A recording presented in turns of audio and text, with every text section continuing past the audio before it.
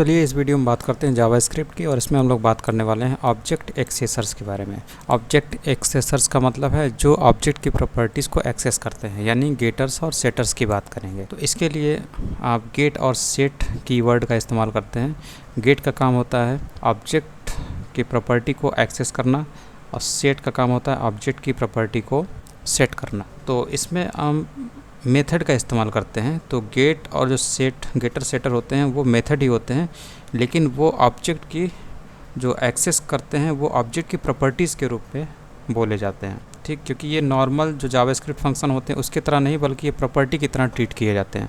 तो ये फ़ायदा भी हो जाता है गेटर और सेटर को इस्तेमाल करने। एक हिसाब से मेथड और जो प्रॉपर्टी है उसके सिंटेक्स को ये इक्वल करने का काम करता है। तो यहाँ पर आपको दिख रहा है ये गेटर है जिसका नाम है लैंग।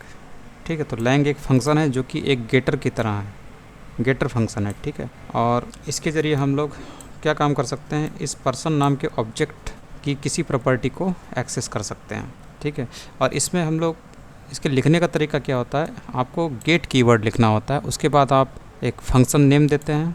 ठीक है, जो कि एक तरह से इस पर्सन ऑब्जेक्ट की प्रॉपर्टी की तरह काम करता है, और इस फंक्शन में ही आप क्या रिटर्न करा रहे हैं, जो भी इस गेटर को यानी लैंग नाम के गेटर को कॉल करेगा तो ये क्या रिटर्न देगा, दिस डॉट लैंग्वेज, यानी कि इस पर्सन ऑब्जेक्ट की जो लैंग्वेज है, लैंग्वेज प्रॉपर्टी है, उसकी वैल्यू ये रिटर्न करके देगा, यानी en रिटर्न करके देगा। तो इसको देख लेते हैं। तो यहाँ पर आपने एक ऑब्जेक्ट बनाया है। ठीक है, और इसमें प्रॉपर्टी नेम प्रॉपर्टी वैल्यू के रूप में इसके आइटम है। यहाँ पर एक गेटर मेथड है, गेटर है जिसका नाम है लैंग, और ये क्या रिटर्न कर रहा है, इसी ऑब्जेक्ट की लैंग्वेज जो प्रॉपर्टी है उसको, उसकी वैल्यू को रिटर्न कर रहा है। ठीक है, तो ऑब्जेक्ट की प्रॉपर्टी को एक्सेस करने के लिए हम लोग गेटर का इस्तेमाल करते हैं। उसके बाद ये वाली लाइन यहाँ पे दिख रही होगी, तो document dot gate element by ID demo dot in HTML। तो ये बोलता है कि इस HTML डॉक्यूमेंट में जो डेमो ID वाला HTML एलिमेंट है उसको खोजो और उसके इनर HTML पर पर्सन डॉट लैंग की वैल्यू रख दो। तो इसको मिलता है ये पैराग्राफ एलिमेंट, क्योंकि इसी की ID डेमो है। इसके इनर HTML यानी ओपन टैग और क्लोज टैग के बीच में आपको पर्सन डॉट लैंग की वैल्यू रखनी है।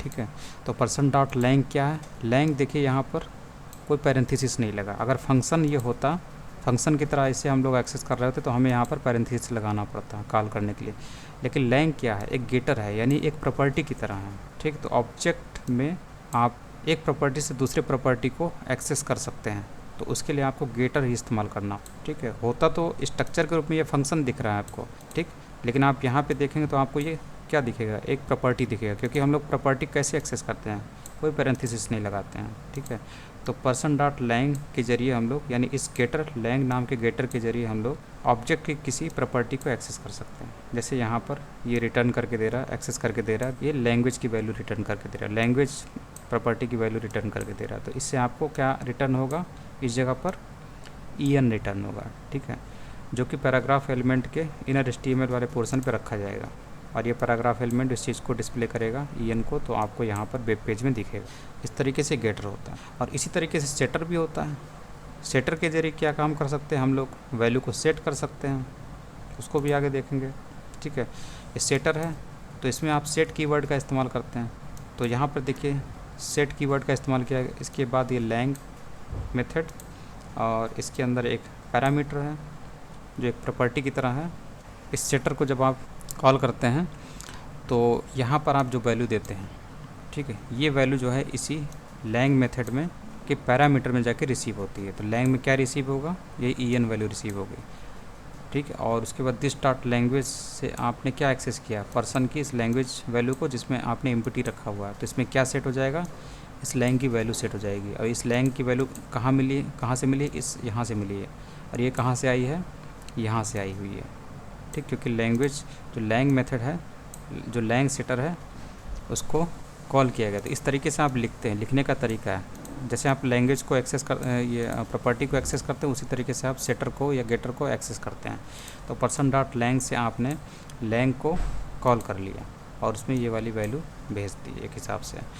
तो यहाँ पर लैंग्वेज में कौन सी वैल्यू सेट हो जाएगी, जो अभी तक इम्प्टी थी वहाँ पे कौन सी सेट हो जाएगी, लैंग में कौन सी आई, en की वैल्यू आई है, तो en जो है इस लैंग्वेज में सेट हो जाएगी। तो इस तरीके से आपने इस पर्सन के इस लैंग्वेज प्रॉपर्टी की वैल्यू को, जो कि इम्प्टी है, उसे सेट कर दिया। क्या सेट कर दिया, en से सेट कर दिया। और उसके बाद यहाँ पर पर्सन डॉट लैंग्वेज से आप उसे एक्सेस करेंगे तो आपको लैंग्वेज जो प्रॉपर्टी है उससे आपको इम्पटी नहीं बल्कि en की वैल्यू मिलेगी।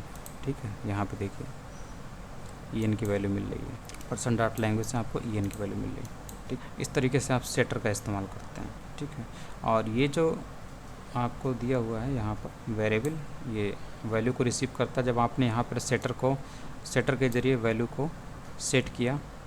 ठीक है, तो जो चीज़ आप यहाँ से भेजते वही चीज़ यहाँ पे रिसीव होती है, क्योंकि इसके ज़रिए आपको इसकी कॉलिंग हो जाती है और ये चीज़ जो है यहाँ पे रिसीव होती है और यहाँ से यहाँ पर आती है। उसके बाद लैंग्वेज की वैल्यू जो कि आपको यहाँ पे दिख रही है नो है, यहाँ पे क्या हो जाता है, इस वैल्यू में जो वैल्यू भेजी, इस वैल्यू नाम के वेरिएबल में जो वैल्यू भेजी गई है en, उससे यहाँ पर नो सेट हो जाता है, क्योंकि दिस डॉट लैंग्वेज से आप इस लैंग्वेज को एक्सेस कर रहे होते हैं जो कि इस पर्सन नाम के ऑब्जेक्ट की, और यहाँ पर आपका नो की जगह पे en आ जाता है।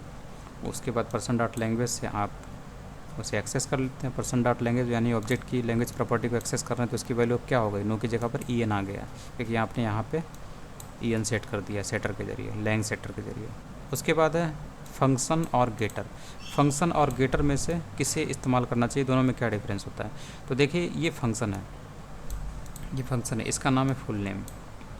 ठीक है, ये फंक्शन का पूरा बॉडी है।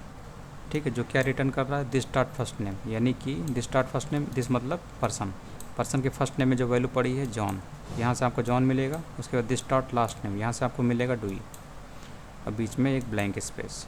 ये चीज़ रिटर्न हो रही है उस जगह पर रिटर्न होगी जहाँ पर इस फंक्शन को कॉल किया जाएगा। इस फंक्शन का नाम क्या है, फुल नेम। ठीक है, तो इस फंक्शन कॉल करने के लिए आपको पैरेंथेसिस का इस्तेमाल ज़रूर करना पड़ेगा, जैसे कि पर्सन डॉट फुल नेम। यहाँ पे तो आपको पैरेंथेसिस नहीं दिख रहा है क्योंकि एज प्रॉपर्टी यहाँ पे दिखाने की कोशिश की जा रही है। ठीक है, लेकिन यहाँ पर जब आप इस फंक्शन को कॉल करेंगे तो आपको इसी वेरिएबल यानी इसी प्रॉपर्टी के आगे आपको पैरेंथेसिस लगाना पड़ेगा, जैसा कि आपने यहाँ पे लिखा फुल नेम और पैरेंथेसिस, तभी ये फंक्शन कॉल होगा। ठीक है, और पर्सन डॉट फुल नेम से आपको क्या मिलेगा, ये वाला चीज़ रिटर्न होगा इस जगह पर, और इससे आपको जॉन डुई मिलेगा। दूसरा एग्जांपल बता रहा है कि ऊपर वाला तो नॉर्मल फंक्शन इस्तेमाल किया गया है जिसके ज़रिए आपको ये चीज़ रिटर्न की गई है। दूसरे एग्जांपल में इसने एक गेटर मेथड का इस्तेमाल किया। तो गेटर से ये क्या काम कर रहा है, यहाँ पर ये फुल नेम नाम का गेटर है जो कि सेम चीज़ रिटर्न कर रहा है।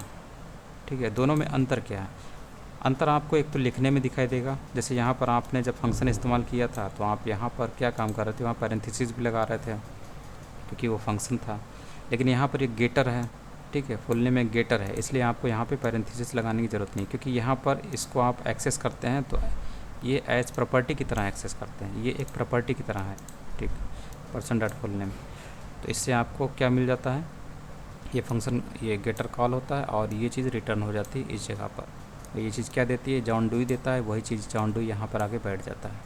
ठीक है, जिसको डेमो आईडी वाला जो HTML एलिमेंट है, पैराग्राफ एलिमेंट, उसके इस ओपन टैग क्लोज टैग के बीच में रख दिया जाता है।